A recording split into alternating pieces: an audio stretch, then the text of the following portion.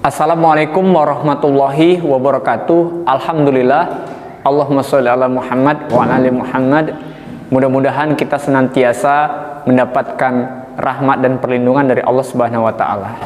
Salam literasi buat anak-anak Bapak semuanya.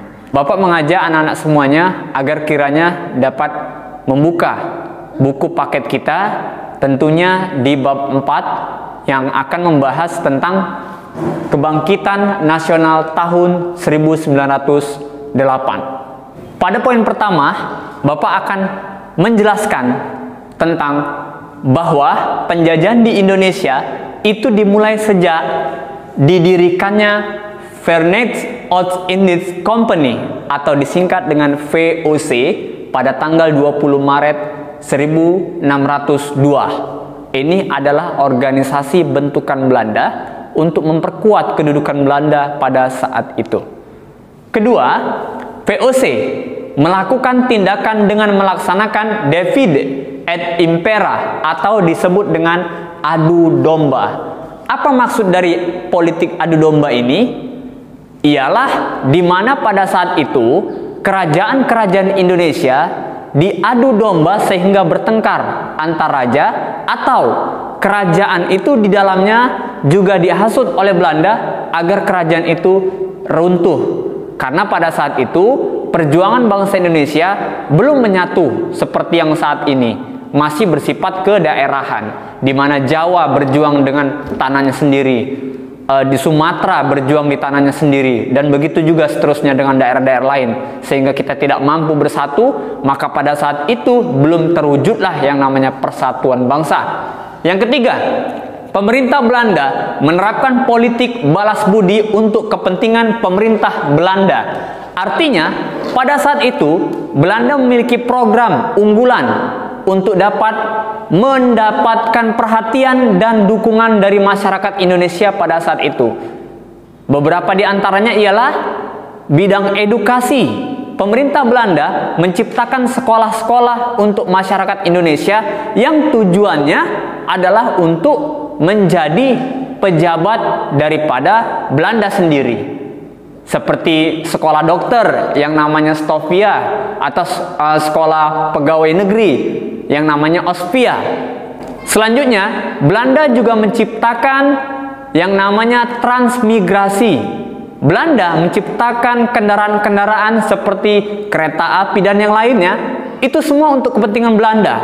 Dan yang terakhir, yang ketiga adalah Belanda membangun irigasi, pengairan sawah, yang mana sawah-sawah ini atau hasil tanaman padi ini diperuntukkan untuk kepentingan pemerintah Belanda pada saat itu.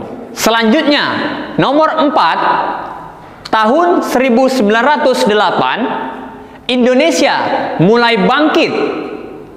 Kebangkitan ini ditandai dengan berdirinya Budi Utomo atas gagasan atau dorongan Dr. Wahidin Sudirohusodo.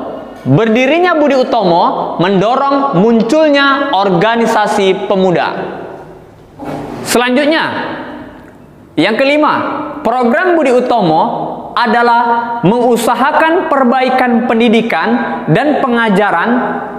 Tanggal 5 Oktober 1908, Budi Utomo mengadakan kongres pertama di Yogyakarta yang berhasil menetapkan tujuan organisasi, yaitu kemajuan yang harmonis antara bangsa dan negara. Selanjutnya, yang terutama ya, dalam memajukan pengajaran. Jadi Budi Utomo melakukan kongres untuk mewujudkan kemajuan dan harmonisasi. Kepentingannya adalah yang diutamakan dalam memajukan pengajaran, pertanian, dagang, teknik, industri, dan kebudayaan. Inilah tujuan daripada Budi Utomo dibentuk, yang mana adalah untuk menggerakkan semangat atau memberdayakan bangsa Indonesia pada saat itu.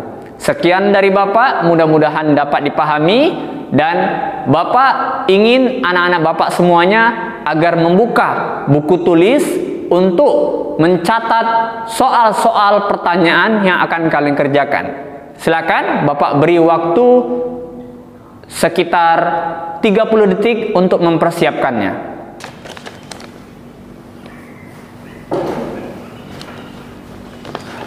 Oke, sudah ya. Yuk kita lanjut. Pertanyaan nomor 1. Tuliskan apa yang melatar belakangi Budi Utomo dibentuk.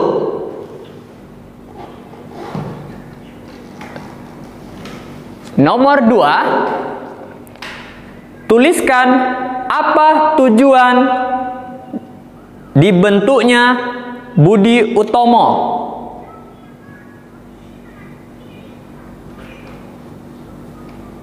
Oke, nomor 3. Tuliskan apa yang dimaksud dengan politik balas budi yang dilakukan oleh Belanda pada masa penjajahan.